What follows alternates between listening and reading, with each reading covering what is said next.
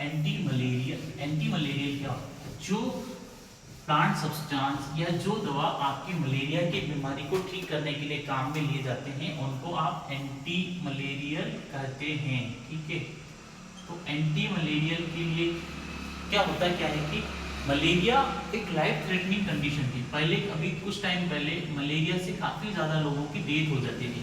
तो पुराने ज़माने में भी ऐसा था। इस बीमारी क्या है कि मादा एनाफिलिस मच्छर के काटने से बीमारी होती है, ये आप भी जानते हैं, मैं भी जानते हैं, हम लोग पढ़ते आए 12 से। तो इसमें क्या होता है कि जैसे कंडीशन क्या होती है, बुखार आता है, ठंड लगती है, बहुत ज़्यादा भयंकर चक्कर आता है और एकदम कमजोरी महसूस होती है, सर दर्द रहता है। तो ये नॉर्मली आपके मलेरिया के लक्षण होते हैं। तो ये क्या है कि आपके प्रोटोजोन प्लाज्मोडियम के मच्छर होते हैं ना, मादा एनाफिलिस मच्छर, उनके काटने से, उनके लार्वा से आपको ये बीमारी होती है। तो इसमें कुछ स्पीसीज जो होती है, जैसे प्लाज्मोडियम मलेरिया हो गया, प्लाज्मोडियम वाइवर्स हो गया, प्लाज्मोडियम फाल्सिफरम हो गया, तो ये अगर ये काटते हैं तो इससे आपको मलेरिया होने के चांसेस बहुत ज़्यादा बढ़ जाते हैं। तो पुराने ज़माने में और आज के ज़माने में अपन क्या है कि इसको ट्रीट करने के लिए कौन कौन से मेडिसिनल सब्सटेंसेस या फार्मास्यूटिकल फॉर्म में अपन बहुत ज़्यादा काम लेते हैं। तो पुराने ज़माने से ही आज भी वर्तमान में भी इसको यूज में लिया जाता है, वो है आपका सिनकोना बार की छाल का पाउडर बना करके इसको पेशेंट को दिया जाता है, जो कि काफ़ी ज़्यादा यूज में लिया जाता है। ये इसके बार को सुखाया जाता है, सुखाने के बाद में आपको कुछ स्पीसीज से मिलता है, जिसमें आपका है ना फर्स्ट जो आएगा सिनकोना कैलिसाया,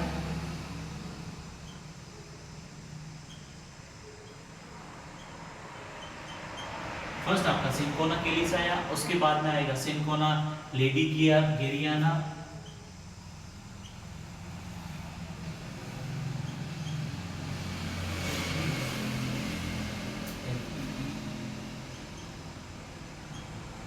सिनकोना लेडिगियाना, उसके बाद में आपका आएगा सिनकोना ऑफिसिनेलिस,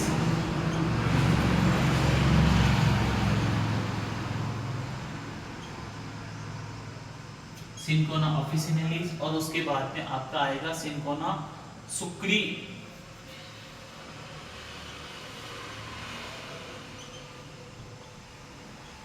सुक्रीरबा। ये कुछ सिनकोना की स्पीसीज रहती है जो कि काफ़ी ज़्यादा यूज में ली जाती है आपके, और इसकी बार्क ही आपके काम में आएगी अगर किसी पेशेंट को या किसी आपके रिलेटिव्स को अगर मलेरिया की बीमारी होती है, तो इसकी बार्क ही आपके माउथ का पाउडर ही काम में लिया जाता है। ये नॉर्मली जो फैमिली रहती है उसकी रूबिएसी फैमिली से ये बिलोंग करते हैं, इसमें रूबिएसी फैमिली से बिलोंग करते हैं, और ये इसकी बार्क ही अपने काम में आती है, जो कि मेडिसिनल प्रॉपर्टीज़ के लिए और हर तरह से अपने यूजफुल रहती है। अदरवाइज क्या होगा, अगर आपका प्लांट स्पीसीज प्रॉपरली नहीं है या फिर प्लांट एक्टिव फॉर्म में नहीं है इसकी ड्रग, तो इसमें कुछ लोग क्या करते हैं, एडल्ट्रेंट्स मिला करके दे देते हैं, जिससे क्या होगा कि आपको है ना पता ही नहीं रहेगा कि आपने जो फॉर्म ली है या जो ड्रग ली है ओरिजिनल है या नहीं है। तो ऐसी कंडीशंस में बहुत ज़्यादा दिक्कतें आती है और रिजल्ट्स आपके फेवर के नहीं आते, क्योंकि आपने है ना जो केमिकल कंस्टिट्यूएंट है उसमें वो प्रेजेंट है ही नहीं। तो इसमें कौन कौन से केमिकल कंस्टिट्यूएंट सबसे ज़्यादा प्रेजेंट रहते हैं, कोई आपको जिसमें मेरे को बताएगा कि इसमें कौन कौन से केमिकल कंस्टिट्यूएंट होंगे वो सबसे ज़्यादा प्रेजेंट रहेंगे? कोई एनीवन मुझे कमेंट बॉक्स में कोई भी बता दीजिए आप, क्योंकि आपसे जितना अट्रैक्शन होगा, जितना डिस्कशन होगा, उसी से अपने को है ना बहुत ज़्यादा मज़ा आएगा। तो अगर माइक्रोस्कोपी की बात करें तो इसमें माइक्रोस्कोपी के लिए भी अपने को कुछ ना कुछ इसकी, एक तो कलर की बात करें तो ये ब्राउन ग्रे रहती है, grey outer most surface yellowish brown colour होता है, ऑडियो कैरेक्टरिस्टिक होती है, टेस्ट इसका है ना एस्ट्रिंजेंट रहता है, और एक कोयल्स और कर्व फॉर्म में प्रेजेंट रहती है। वर्क सेल इसमें होती है, मेडुलरी रेज इसमें रहते हैं, आइडियोब्लास्ट होता है, स्टार्च होता है। केमिकल कंस्टिट्यूएंट्स की बात करें तो इसमें बहुत ही ज़्यादा केमिकल कंस्टिट्यूएंट इसमें प्रेजेंट रहते हैं। लगभग ऐसा कहा जाता है कि इसमें 25 टाइप के एल्केलॉइड्स प्रेजेंट रहते हैं। ठीक है, 25 टाइप के एल्केलॉइड्स कौन कौन से हो गए, तो उसमें आपका क्विनोलिन ग्रुप बहुत ज़्यादा इसमें प्रेजेंट रहता है। क्विनोलिन ग्रुप आपका इसमें बहुत ज़्यादा प्रेजेंट रहता है। तो इसमें क्यूनिन, क्यूनिडीन, आपका सिनकोनिन, सिनकोनिडीन, Quinine and quinidine are stereoisomers of each other. Quinidine is obtained from the commercially by the bark crown of Clophilia bark. Cinchonine cinchonine isomer active रहते हैं। तो ये एल्केलॉइड्स जो रहते हैं ना, सिंकोना क्यूनिक एसिड और सिंकोनिटिक एसिड इसमें बहुत ज़्यादा मात्रा में पाया जाता है। अब आप कैसे इसको ओरिजिनल, आपने जो दवा लाए हो ना वो ओरिजिनल है कि नहीं, तो आप क्या करोगे, इस पाउडर का एक्सट्रैक्ट बनाओगे, ठीक है, इसका आप एक्सट्रैक्ट बनाओगे, ठीक है। इस एक्सट्रैक्ट को क्या करोगे आप, इसमें सल्फ्यूरिक एसिड ऐड करोगे। क्या करोगे आप इसमें सल्फ्यूरिक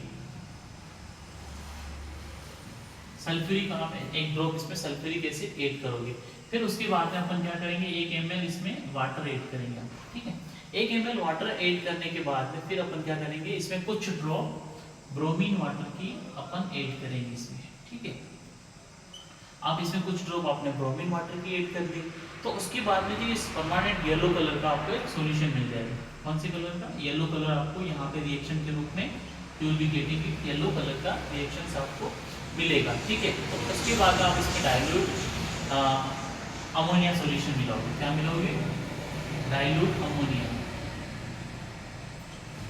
अमोनिया सॉल्यूशन मिलाओगे। तो उसके बाद में जो आपका जो नेक्स्ट एमराल्ड ग्रीन कलर आपको मिल जाएगा। आपको मतलब यहाँ पे ग्रीन कलर अगर मिलता है तो वो वहां से अपन जस्टिफाई कर सकते हैं कि हाँ अपना पाउडर है सिंकोना इसमें प्रेजेंट है। तो आपको ये सबसे ज़्यादा यूज़ आपके मलेरिया के लिए काम में लिया जाता है, मलेरिया के ट्रीटमेंट के लिए, तो अपन इसको एंटी मलेरियल भी कहते हैं। उसके बाद में एंटीबायोटिक फीवर के लिए काम में लेता है। कुछ पेशेंट में क्या है कि टेकीकार्डिया को प्रिवेंट करने के लिए, आर्टियल फाइब्रिलेशंस मतलब कि जिनको कार्डियक डिजीज होती है ना, हार्ट की समस्या होती है, उन पेशेंट्स में भी काम में लिया जाता है।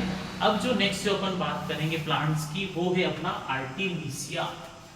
आर्टिमिसिया क्या होता है, कोई किसी को पता है क्या? आर्टिमिसनिन, आर्टी अल्फा बीटा, इसके इंजेक्शंस बहुत ज़्यादा बिकते हैं। हॉस्पिटल वालों का सबसे बड़ा बिजनेस आर्टिमिसिया का, अल्फा बीटा का रहता है। तो आर्टिमिसिया क्या है कि आर्टिमिसिया अन्ना से आपको प्लांट स्पीसीज रहती है।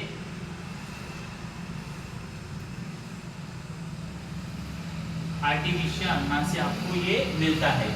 उसके बाद में इसका जो एस्टेरेसी फैमिली से बिलोंग करता है, यूरोप अमेरिका में इसकी खेती की जाती है। इसकी कलर की बात करें तो ये डार्क ग्रीन रहता है, ऑडर एरोमेटिक रहता है और टेस्ट इसका हमेशा ही बीटर टेस्ट ये प्रोड्यूस करता है। तो इसके बाद में अगर इसके केमिकल कंस्टिट्यूएंट की बात करें तो इसमें बहुत ज़्यादा मात्रा में एक तो आपका आर्टिमिसनिन प्रेजेंट रहता है।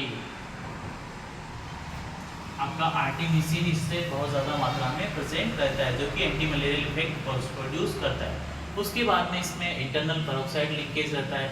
आर्टिमिसिनिक एसिड भी इसमें रहता है। आर्टिमिसिनिक एसिड भी इसमें प्रेजेंट रहता है। न्यूनिन, ए एंड बी, एमाइलिन, न्यूटोलिन, बीटा, स्टिग्मास्टिन। तो ये सबसे बड़ा क्या है कि आपके ना अल्फा बीटा के काम के साइजम, ये डायरेक्ट लार्वा को खत्म करने के लिए काम में लिया जाता है। तो इसकी सबसे बड़ी एक्टिविटी कौन सी है? एंटी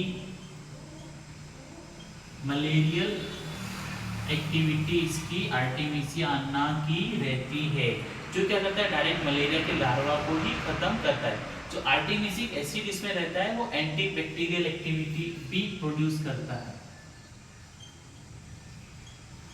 एंटीबैक्टीरियल एक्टिविटी भी वो प्रोड्यूस करता है, जो कि काफ़ी यूजफुल रहता है। उसके बाद में ये ना आपके शरीर के अंदर होने वाली वीकनेस है, इन्फ्लामेटरी सेल्स को भी रिपेयर करते हैं। तो एंटी इन्फ्लामेटरी एक्टिविटी भी ये प्रोड्यूस करते हैं। सो गाइस, यहाँ तक right now you have any doubt you can ask us, क्योंकि यहाँ से क्वेश्चन आपका हमेशा पुटअप होगा, और जहाँ से क्वेश्चन पुटअप होगा तो it should be very very important, क्योंकि एंटी मलेरियल ड्रग से हमेशा ही आपके क्वेश्चंस पुटअप होते हैं। डिप्लोमा में इस तरह के क्वेश्चंस आते हैं जो कि काफ़ी इंपॉर्टेंट होते हैं। बस हमें क्या करना होता है कि बस थोड़ा पढ़ना होता है और इस चीज़ को थोड़ा रिवाइज करते रहना होता है, तो हमारे लिए काफ़ी ज़्यादा बेनिफिशियल रहता है। तो यहाँ तक कोई डाउट है तो आप मुझे कमेंट बॉक्स में पूछिए, अदरवाइज हम लोग ना नया चैप्टर शुरू करेंगे। Thank you so much.